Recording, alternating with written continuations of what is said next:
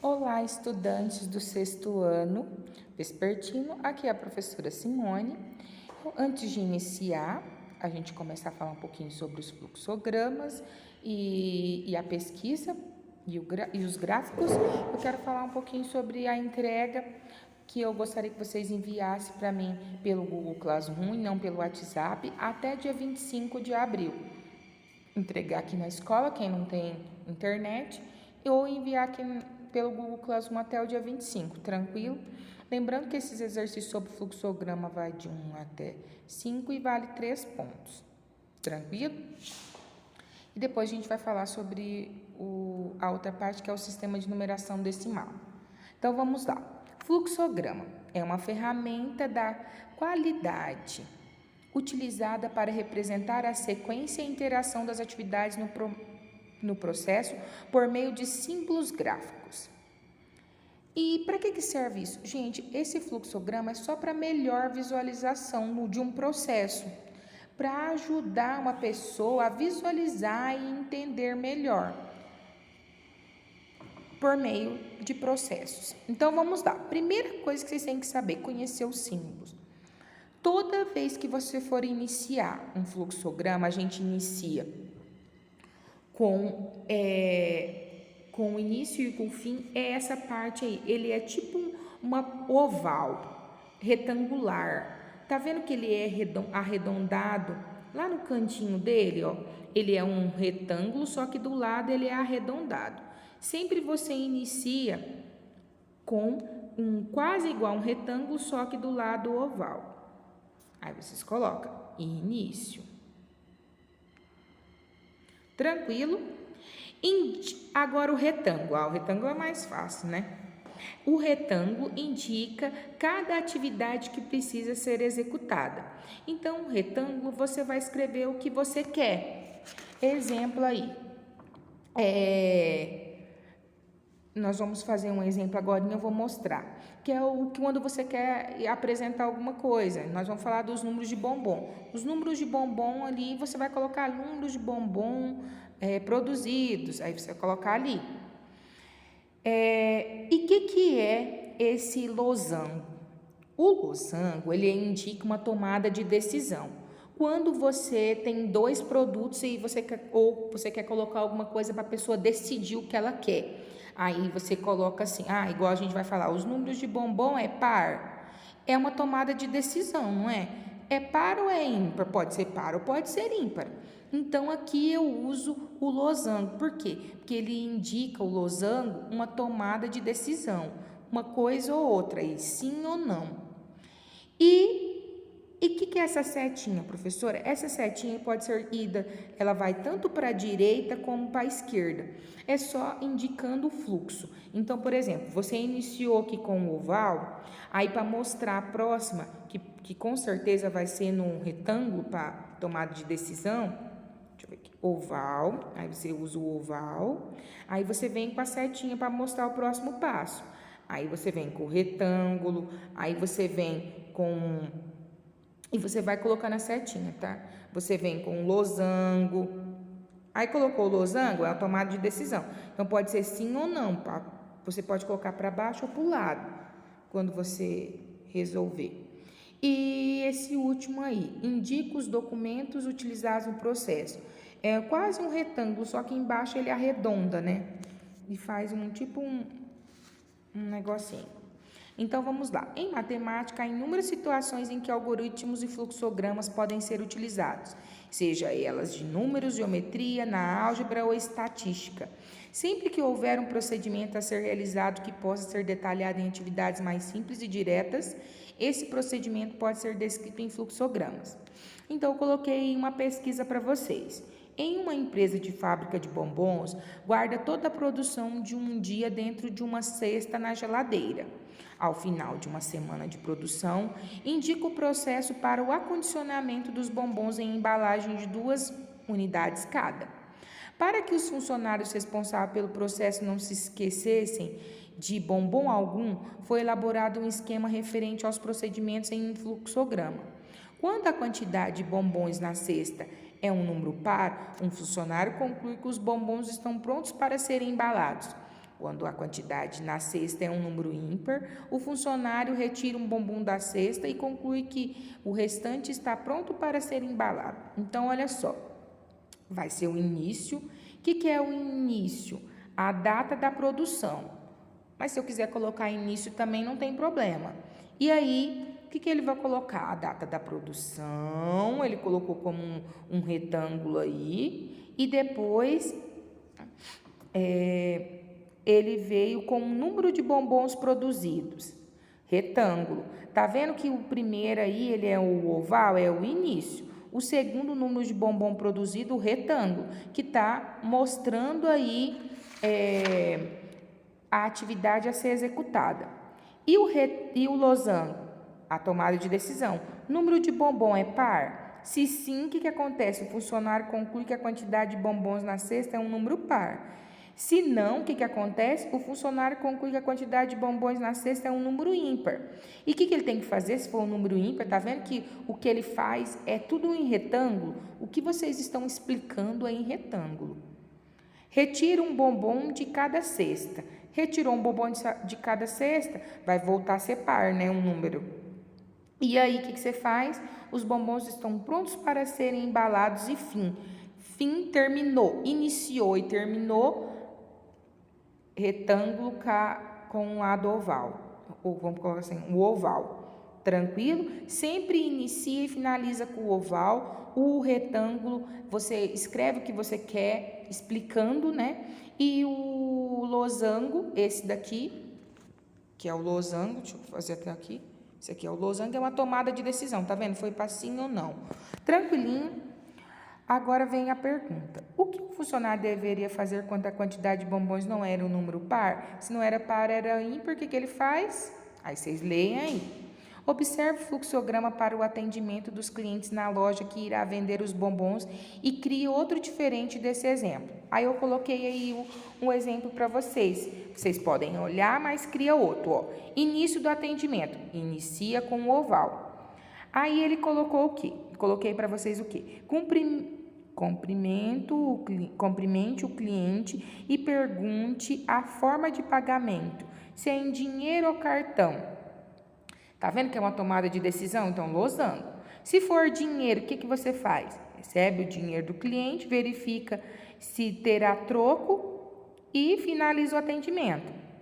Se for no cartão, aí você tem que perguntar se o cartão é de crédito ou de débito. Aí tem uma tomada de decisão, losango de novo. Se for crédito, pergunte sobre a quantidade de parcelas e finalize o atendimento fazendo a operação com o cartão. Se for o débito, realize a operação do cartão do cliente e finalize o atendimento. Tranquilinho. Ah, professora, eu não gostei, esse é da senhora, eu vou fazer o meu diferente. E também não vou colocar esse tanto de tomada de decisão. Fiquem tranquilos. Só para vocês fazerem um para vocês. Agora você irá fazer um fluxograma. Elabora um fluxograma que utiliza os ingredientes listados abaixo para fazer um sanduíche de presunto, queijo e manteiga. Então, faça um fluxograma. Ah, professora, eu vou usar só isso. Usa a tomada de decisão, usa bem bonitinho.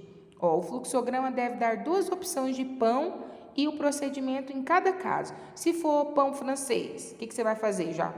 Tem a faca para cortar o pão. Se as fatias for pão de forma, já vai estar cortado, aí não vai usar a faca, né? Você já vai direto para o queijo, presunto e a manteiga.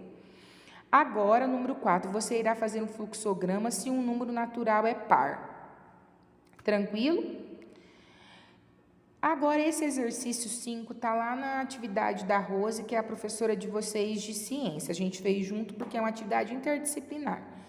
Ela fala para vocês sobre misturas e eu coloquei esse exercício aqui para a gente poder fazer junto. Misturas são porções de matéria formadas por mais de uma substância. Existem 2 tipos de mistura, homogêneas e heterogêneas. A mistura heterogênea se distingue de uma de mistura homogênea. O que vocês vão fazer? Façam um fluxograma dos 2 tipos de mistura. Tranquilíssimo, né? E aí a gente vai lá para a teoria da matemática, falar um pouquinho sobre umas situações, problemas, sistema de numeração decimal, valor posicional e operações matemáticas. São 15 exercícios e o valor é 4 pontos. Conforme estimativas do Instituto Brasileiro de Geografia e Estatística do IBGE, a população da cidade de Chapadão do Sul está estimada em 25.865 habitantes em 2020. De acordo com o texto acima, qual a população estimada na cidade de Chapadão do Sul? Isso é tranquilo, né? Se você teve dificuldade em responder essa pergunta, vamos relembrar alguns fatos a partir da situação. Essa é uma imagem do material dourado, onde um cubinho representa uma unidade. Uma barra representa 10 cubinhos. Tá aí, né, gente? Uma placa equivale a 10 barras. A 10 barras ou 100 cubinhos. E uma centena, 10 dezenas ou 100 unidades.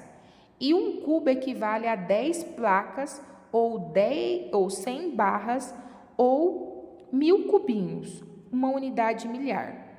E 100 centenas ou 1000 unidades. Tranquilo, né? 100 dezenas ou 1000 unidades. É a mesma coisa. Relembra então, vamos lá. Qual o número que formamos na ilustração abaixo? O que vocês vão fazer? O cubinho vale quanto? 1. São quantos cubinhos? 5. 5 vezes 1, 5. Então, vão ser 5 unidades. Ali, cada cubinho vale 10. São quantos cubinhos? 4. 4 vezes 10, 40 unidades. E a placa, não são 100 cubinhos? 100 são quantas placas? 3. 100 vezes 3, 300. No total, temos 345. 300 mais 40 mais 5, que dá 345. No sistema de numeração decimais, os números são lidos e escritos mais facilmente quando separamos os algarismos em 3 grupos, começando sempre pela direita, tá, gente? Isso porque cada 3 ordens formam uma classe. Acompanhe o exemplo do número 6.283, bilhões. 6.283.104.640. Sempre eu conto da direita para a esquerda, tá, gente? Cada 3 mil, mais 3 milhão, mais 3 bilhão. Eu sempre vou fazendo a contagem assim, ó, 1000, milhão, bilhão. 6.283.104.640. E aí, eu vou fazer o quê, professora? Eu vou colocar na ordem. Como que eu começo colocando? Sempre vocês começam colocando da direita para a esquerda. Então, olha só, eu vou começar sempre na unidade. Quem é a unidade simples? 0. Dezena simples, 4. Centena, 6. Unidade milhar, 4. Dezena do milhão, 0. Centena de milhar, 1. Unidade de milhão, 3. Dezena de milhão, 8. Centena de milhão, 2. E unidade de bilhão, 6. Tranquilo? E vou colocando sempre o número da direita para a esquerda. E separo. Tranquilo? Olha aí para vocês verem como que ficou na ordem do bilhão, na ordem do milhar e na centena e na dezena. E aí, vamos ler juntos o número do quadro? 6.283.104.640. Coloquei para vocês aí. Agora é com vocês. No quadro de classes e ordem, representa o número da população estimada de Chapadão do Sul em 2020, conforme divulgado pelo IBGE. Tranquilinho, né? Escreva por extenso esse número aí acima. Leia a manchete do site do Ministério da Saúde e observe os dados atualizados em 18 de abril do painel de coronavírus. Escreva no quadro o valor proporcional dos números sublinhados que apresentam os casos confirmados de morte da pandemia de coronavírus. Coloquem esse número aí aqui embaixo. Tranquilo? Dos casos confirmados e dos mortos. Coloca tudo aí embaixo. Tem 2 quadradinhos, vocês coloquem sempre da direita para a esquerda. Sempre começa ali, ó, na unidade, sempre daqui para trás, tá? Então, o 7 vai ficar aqui, o 4 aqui, o 3 e o 2, assim por diante. Faça a leitura da escrita por extenso. Agora, escreva por extenso o número de mortes no Brasil. Tranquilinho. Que algarismo representa o maior valor posicional? Quanto ele representa? Vocês coloquem aí, tá, gente? Podemos decompor os números naturais, por exemplo, o número 34. Pode ser escrito da seguinte forma: 30 mais 4, ou 3 vezes 10, mais 4 vezes 1. Assinale a alternativa que representa os casos confirmados do coronavírus de forma decomposta. Como será que vai ficar de forma decomposta? Aí vocês coloquem aí, tá?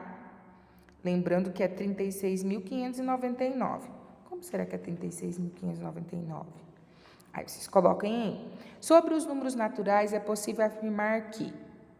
Aí vocês leem e respondem. De acordo com o gráfico abaixo responda as questões. Qual a diferença entre o estado com maior e menor número de infectados? Tá vendo que os números de infectados estão aqui do lado, ó? Vocês é só subtrair, tá? Qual a soma dos 3 estados com maior número de infectados? Aí vocês olhem aqui, tá? Ideias relacionadas às operações. O que é adição? Juntar, subtração, tirar. E a multiplicação? Eu posso tanto adicionar as parcelas iguais ou o número de possibilidades, né? E o que é a divisão? Eu vou dividir em partes iguais. Tranquilo? E aí vocês vão fazer essas operações aqui para mim. Bem tranquilinha.